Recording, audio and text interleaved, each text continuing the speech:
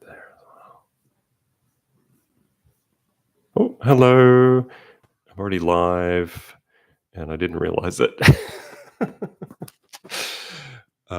Good morning. So I wanted to do a little announcement because on the 9th of March, 7 a.m.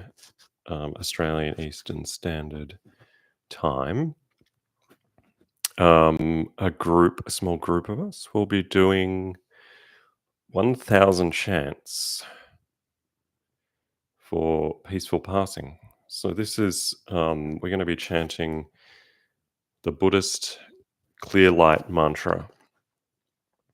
I've been working with this mantra for a few years, and it's just beautiful.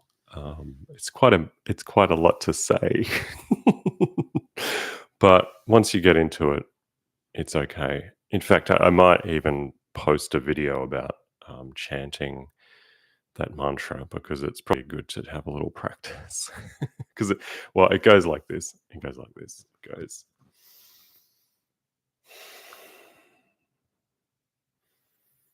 On bokyabe roshano makabara mani handama jin bana harabari taya un.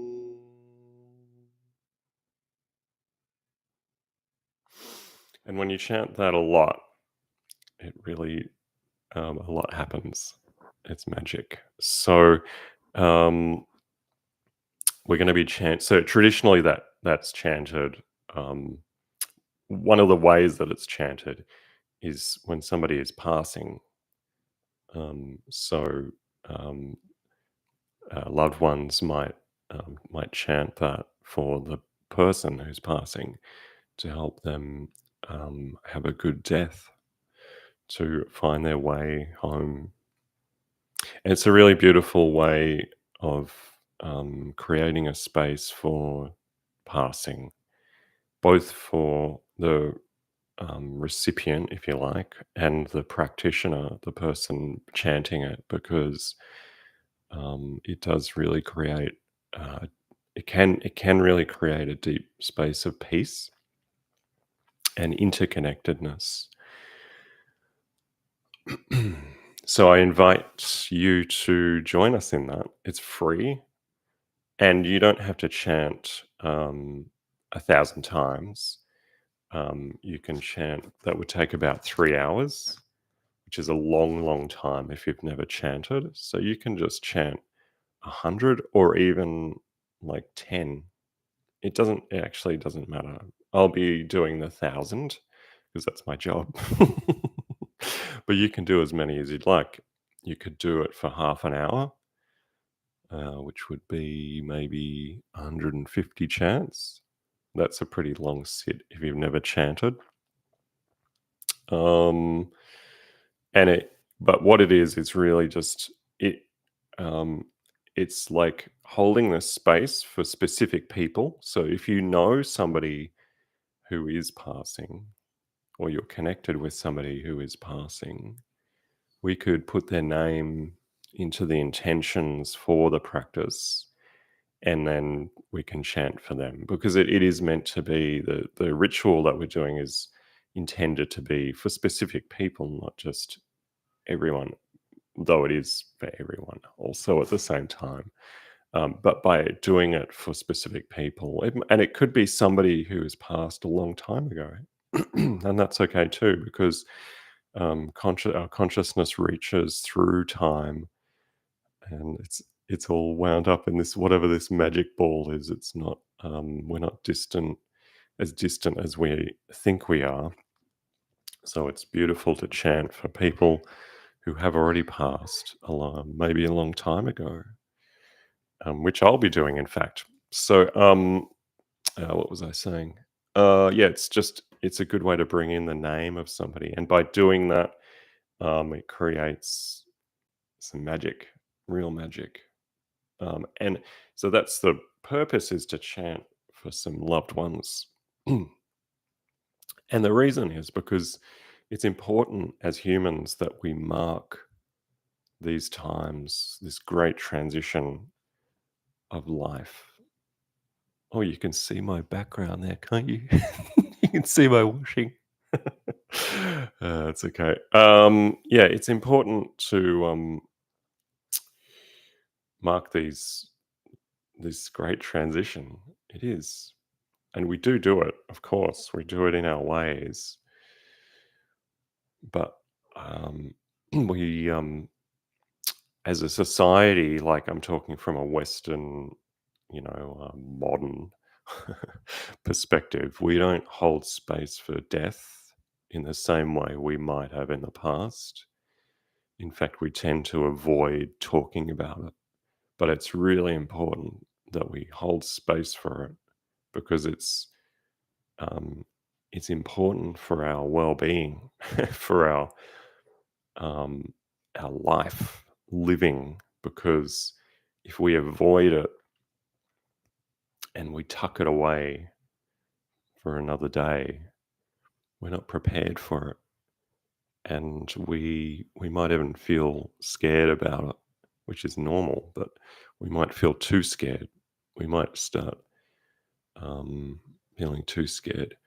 So it's important that we do these practices, I think, and hold space for it, but also for no benefit but the sake of holding space for death as part of life. It's important that we do these sacred rituals or practices to honor life, to honor death, for no other reason than doing that. There's no gain, no attachment. It's just we honor it. There you go. I hope that you'll join us. It's going to be live streamed via Facebook, which you can see in the event details below. And if you want to now, I'm going to start doing a practice for about 40 minutes. So if you want to join in that, please do. Okay, let me just get more set up. Okay. So we're going to do 3 practices, or about 3 practices of meditation. And like I call this event, this weekly stream meditation for peace. And you might be like, well, it's just meditation. It's not special peace meditation.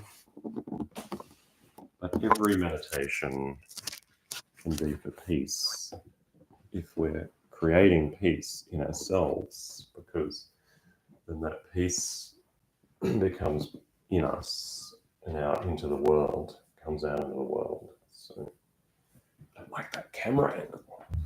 Oh, okay. There we go. All right. How's that? Can you see my head? Great. All right. I just like to light a candle. Sorry, I'm not set up already. If you're watching it in the future, you can fast forward it, I'm pretty sure.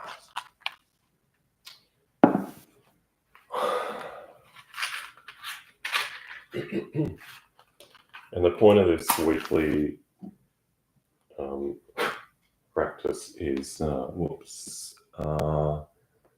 is you can join me if you want, but it's just to hold space for practice itself. Really, it's to remind us to practice. You might not need a reminder, but I think it's good to remind us all to meditate. So remember. Okay.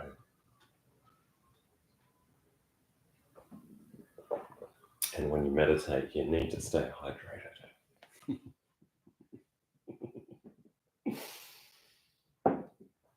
Okay. All right, so the first practice I want to do, I think it's pretty much the same every week, is just sitting. So I hope you can hear me okay. Can you hear me okay? I can never tell because on YouTube it says I'm using the Maybe that's better. I'm using the built-in microphone, but on my system it says I'm using an external microphone. So, fingers crossed. Okay, so this is inspired by Zen Buddhism, so it's called Shikantaza, which is the name for just sitting precisely so, which means that I'm supported in my sit.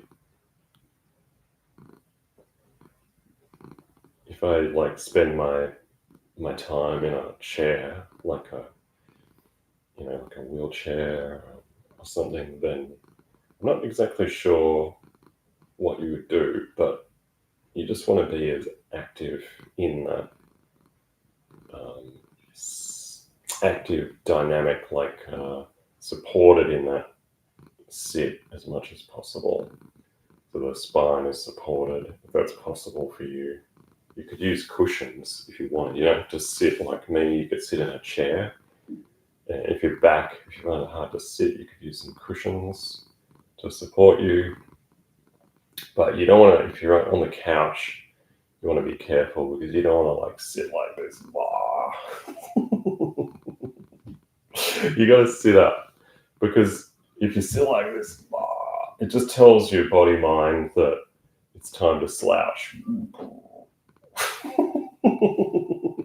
And that doesn't create the alertness that we need. What we're looking for is alertness. To do that, we need to sit. So sit well. So we sort of sit with the spine kind of nice and straight, but also in a nice curve, right? Is that the right curve? In a curve.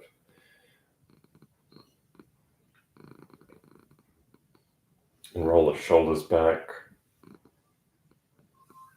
And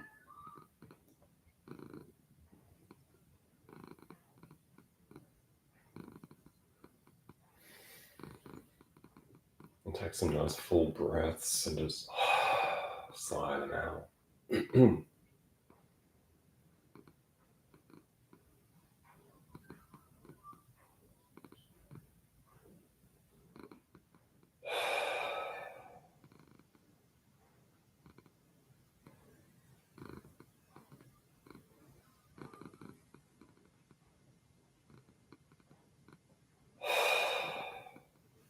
Okay. And pat your cat. If you've got a cat,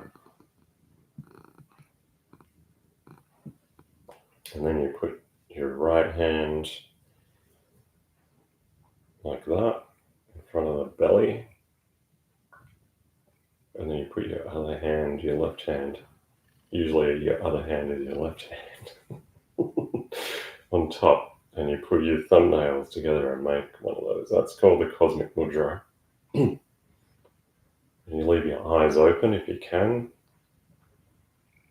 but you give them like a fuzzy quality, you like fuzzy them a bit.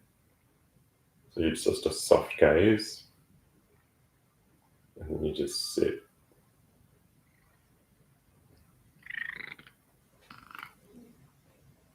But I need to put a timer on. I didn't put a timer on. Sorry. Okay. Okay, let's do 10-minute timers. Yeah, that should be enough. Okay.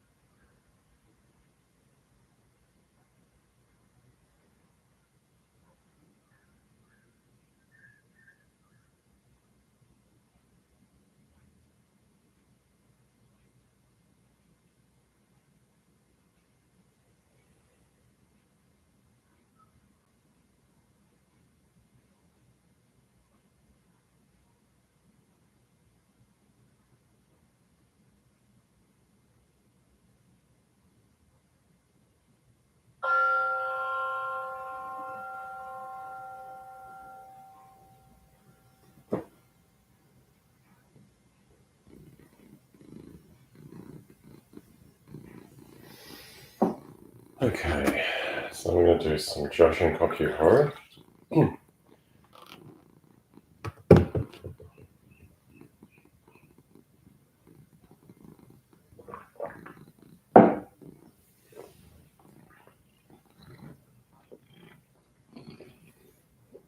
In Joshin Kokyu Ho, we are letting the breath happen. Breathing, we're focusing on the breath, and we're focusing on the hara, the lower dantian, this energy center in our gut. We're breathing the energy of the universe which surrounds us and of which we are a part down into our hara, into our lower energy center, and then we're just breathing it out, expanding that energy out, back out into the universe as far as you can go. You can send it to the infinite reaches of the universe. Breathing in to the heart, breathing out. The infinite reaches of the universe in every direction. With sound effects. Really simple. Okay. But everyone I teach this to reports back and says, oh yeah, that meditation's really good. And it is really good. And it's very deep. Like all meditations are. It's deep. It's a very deep pool. What that means is it can show us our true nature.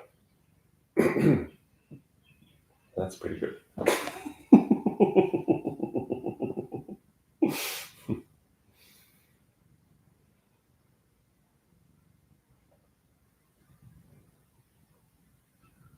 Breathing into the hara and then breathing that energy out through the body, every direction.